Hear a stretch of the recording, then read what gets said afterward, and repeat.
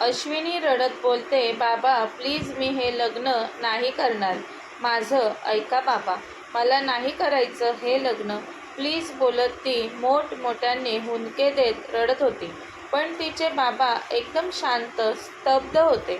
बाबा, तुम्ही ज्याच्यासोबत माझं लग्न लावायला निघाला आहात तो खडूस, अहंकारी, दगडाच्या काळजाचा, निष्ठुर मनाचा माणूस आहे.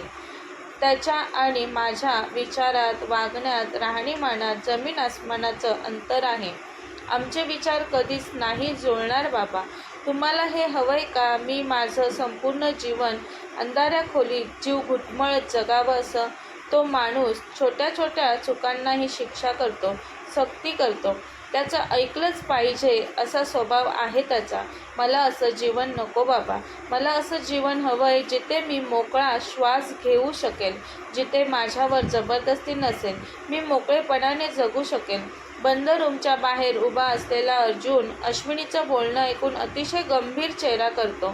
अश्विनीचे बाबा बोलतात, अश्विनी, हे फक्त एक लग्न नाही तर 2 कुटुंब या लग्नाने जोडली जाणार आहेत.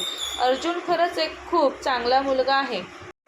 तू त्याला समजण्यात चूक करत आहेस. मी चांगलंच ओळखते बाबा त्याला, म्हणूनच तर बोलत आहे मी त्याच्यासोबत लग्न नाही करणार.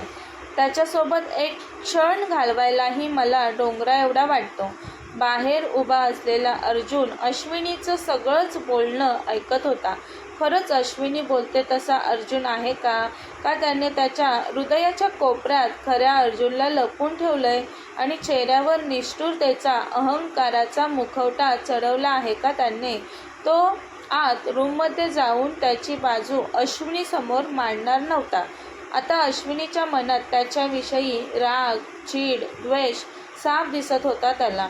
तो शांततेत तिथून जाऊ लागला. पण आज पहिल्यांदाच अर्जुनच्या हृदयात, मनावर अश्विनीच्या बोलण्याचा परिणाम होऊन त्याच्या हृदयातून एक कळ गेली.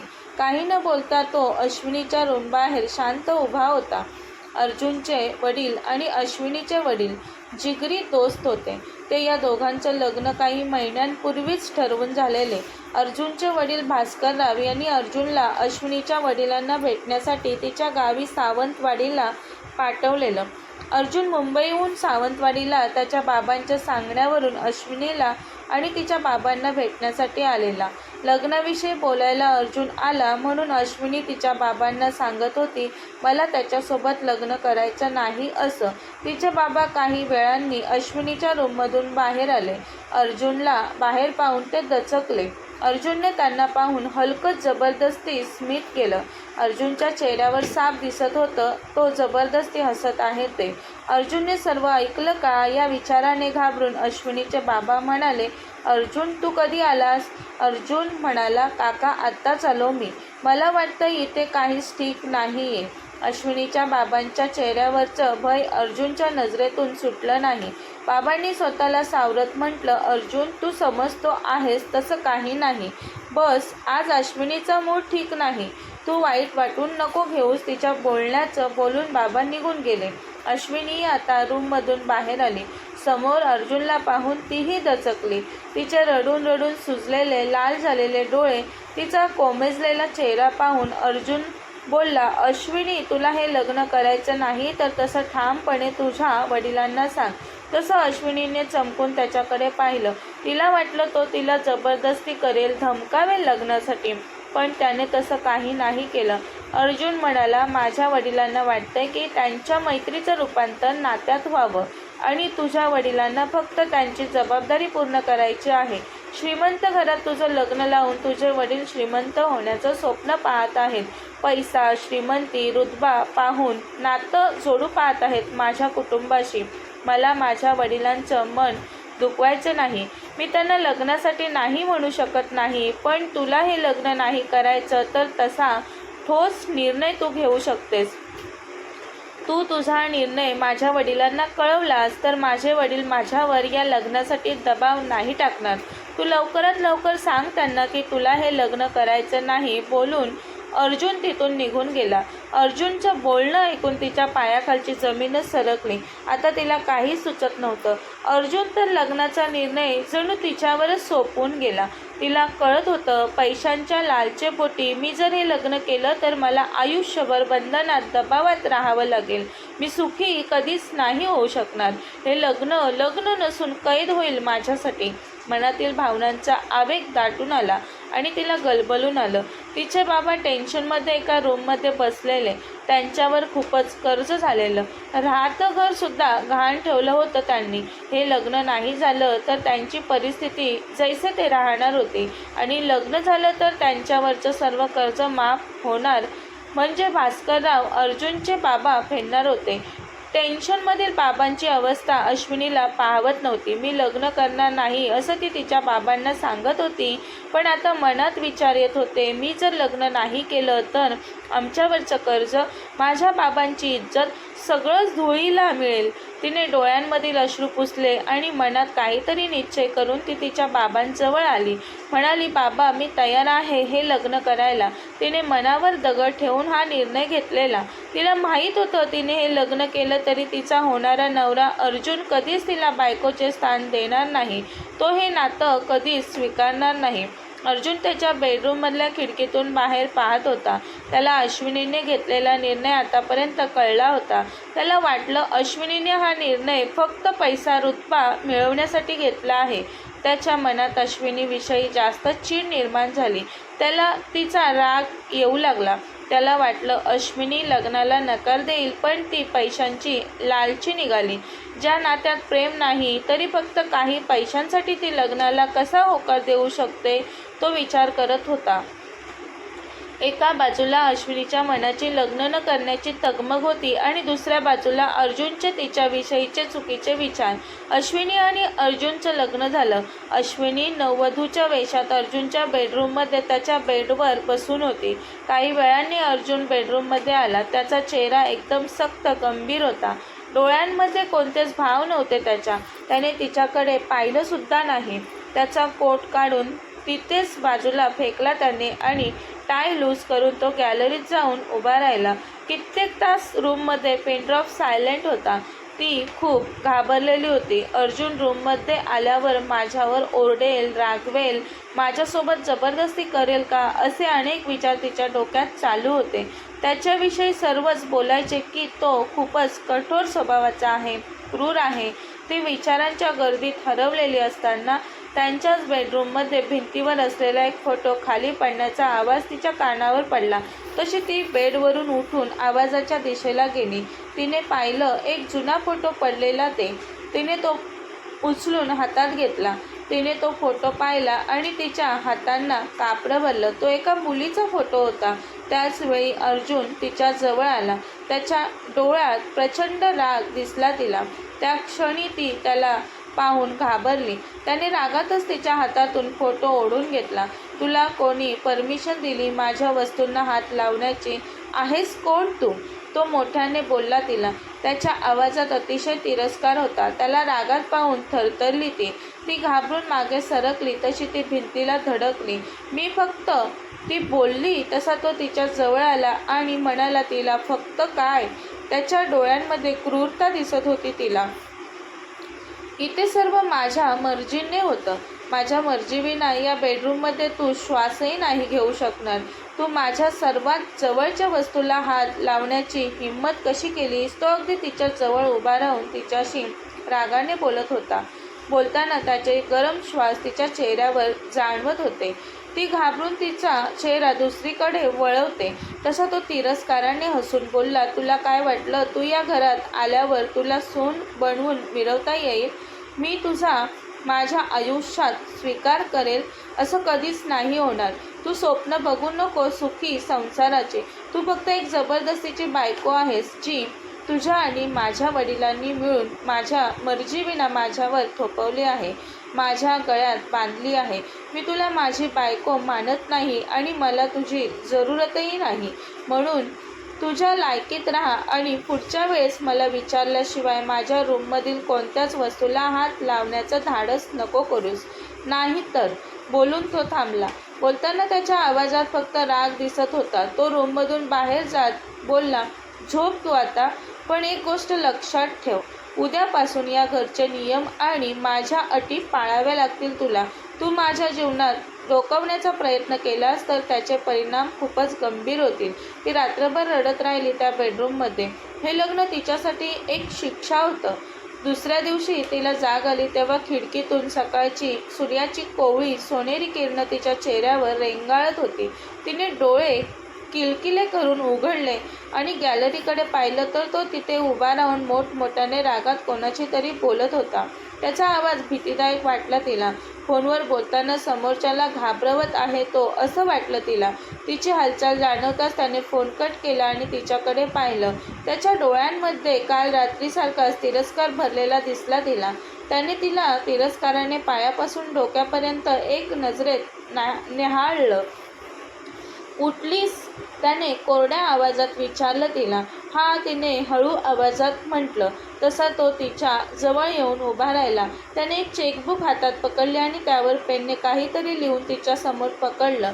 तो बोलला, हे बघ अश्विनी, मला माहिती आहे तू माझ्यासोबत लग्न कशासाठी केलं आहेस ते. तुझ्या बाबांवरचं कर्ज फेडण्यासाठीच ना तू माझ्यासोबत लग्न केलं आहेस.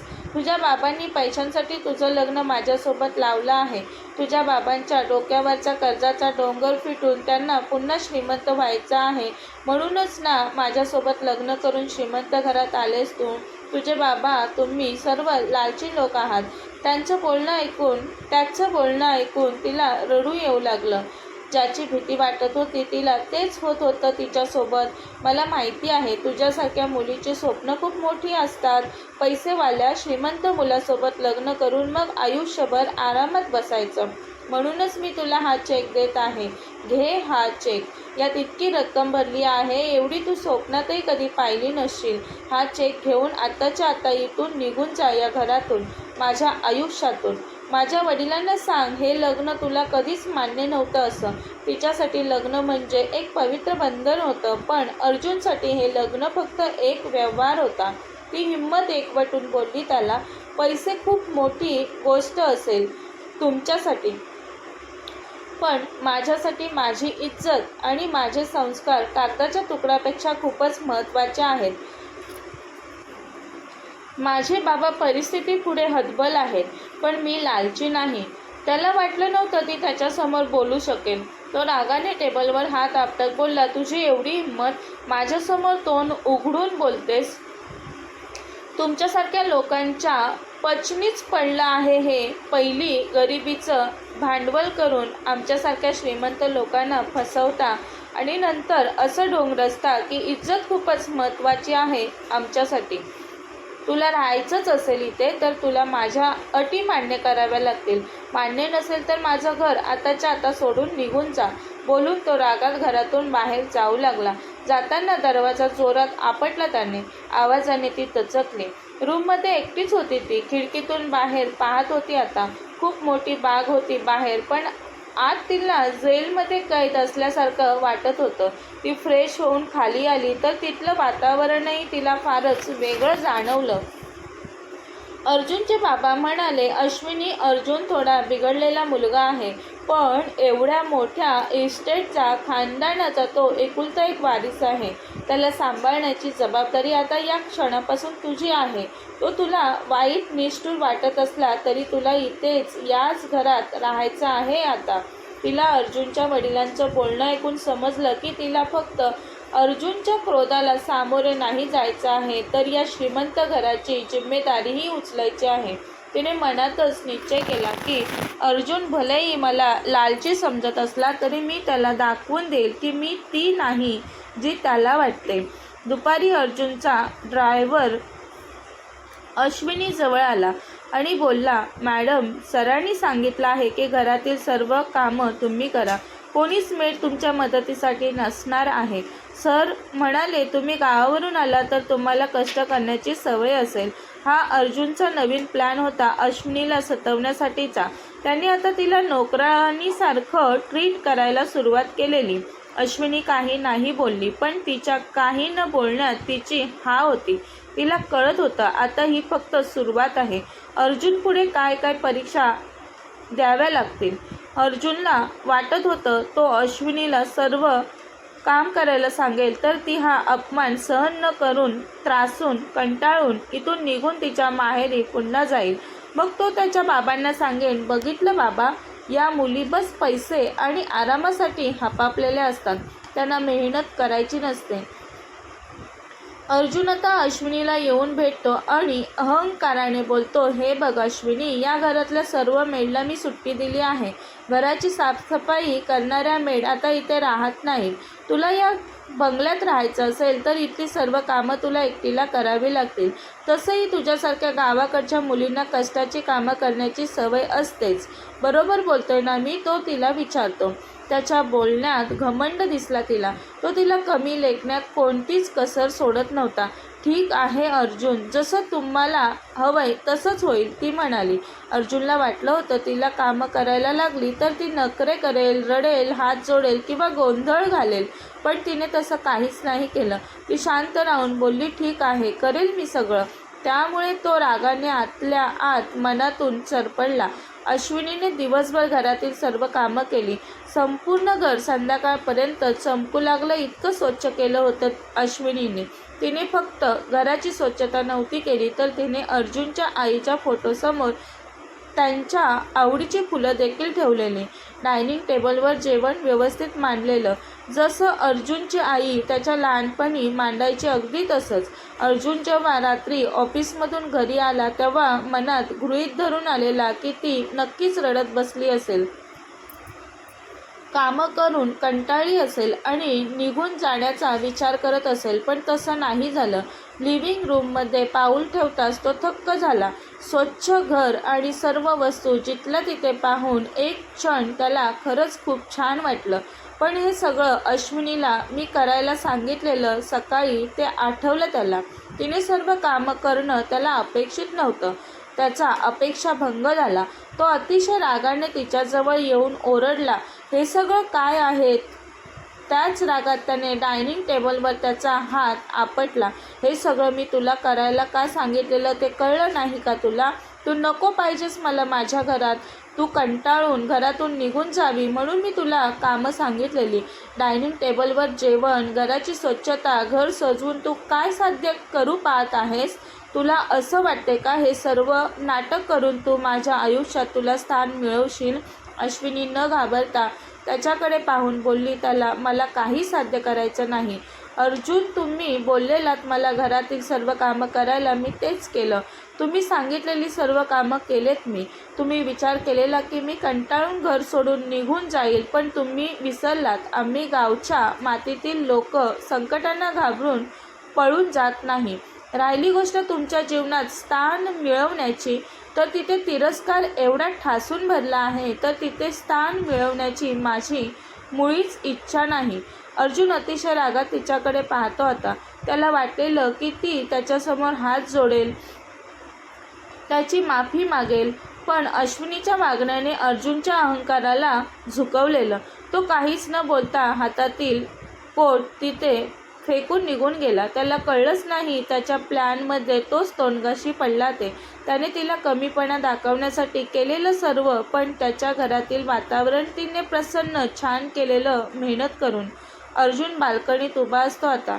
त्याला वाटलेलं अश्विनी घाबरेल, मनातून तुटेल, पण अश्विनीने तर उलट त्याच्या घराला छान रूप दिलेलं. ते पाहून मनात चलबिचल झालं त्याच्या. त्याला तिरस्कार करायचा असतो अश्विनीचा, पण अश्विनीच्या स्वभावातील सहजता, चेहऱ्यावरची निरागसता त्याला तिचा विचार करायला भाग पाडत होती. तो विचार करत होता तिच्याविषयी. त्याचवेळी बाहेर जोरात मुसळधार पाऊस सुरू झाला.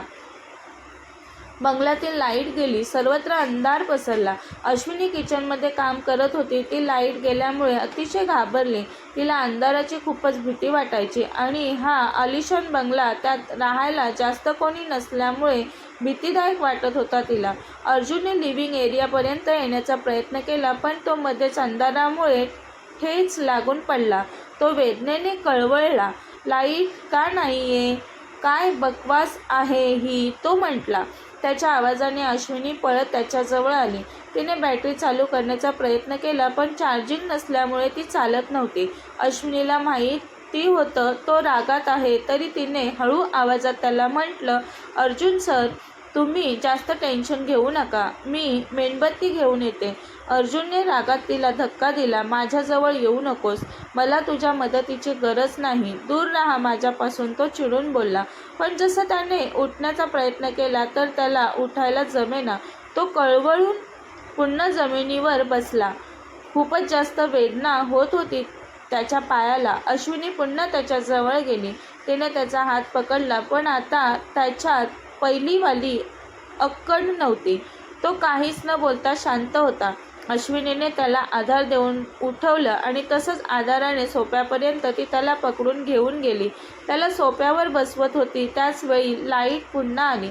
तेव्हा दोघे एकमेकांच्या अगदी जवळ होते. ती त्याच्या पायाला लागलेलं पाहून पळत लगेच फर्स्ट एड बॉक्स घेऊन आली. तिने लगेच त्याच्या पायाला झालेली जखम साफ करायला सुरुवात केली. तसा अर्जुनने तिचा हात पकडला. तो तिच्या चेहऱ्याकडे एकटक पाहत हळू आणि शांतपणे तिला म्हणाला, तू एवढं चांगलं का वागत आहेस अश्विनी? मी तर तुझ्यासोबत वाईट वागत आहे, तुला कमी समजत आहे, गरीब समजत आहे, तुझा सतत अपमान करत आहे, गावाकडची म्हणून हिणवत आहे. तू का सहन करत आहेस हे सगळं? अश्विनी त्याच्याकडे पाहत म्हटली, त्याला माणसाचं खरं रूप त्याच्या कामातून नाही तर त्याच्या वागण्यातून समजतं. तुम्ही मला लालची, गरीब, लाचार समजता, पण मला माहिती आहे तुम्ही मनातून किती तुटले आहात ते. राहिली गोष्ट सहन करण्याची, तर आम्ही गावातील लोक खूप साऱ्या गोष्टी सहन करून पुढे निघून जातो. अश्विनी बोलत होती आणि अर्जुन तिचं बोलणं ऐकत तिच्याकडे एकटक पाहत होता. त्याला तिच्याशी काहीतरी बोलायचं होतं आता, पण त्याच वेळी त्याचे बाबा तिथे आले. त्यांना पाहून अर्जुनने झटक्यात स्वतःपासून तिला दूर केला आणि तो पुन्हा पहिल्यासारखा कठोर मनाचा माणूस बनला. चेहरा त्याने गंभीर केला. लगेच त्याने त्याच्या जखमेवर कोट पकडला आणि तो मोठ्याने बोलला, मिस्टर भास्कर. अश्विनीने आज तिच्या कष्टाची झळक दाखवली. तिला आराम करू द्या, बोलून तो निघून गेला. पण जाता जाता त्याने एकदा वळून तिच्याकडे पाहिलं. त्याच्या नजरेत आता अश्विनीसाठी राग, तिरस्कार नव्हता, तर त्याच्या मनाची बेचैनी दिसली तिला. धन्यवाद.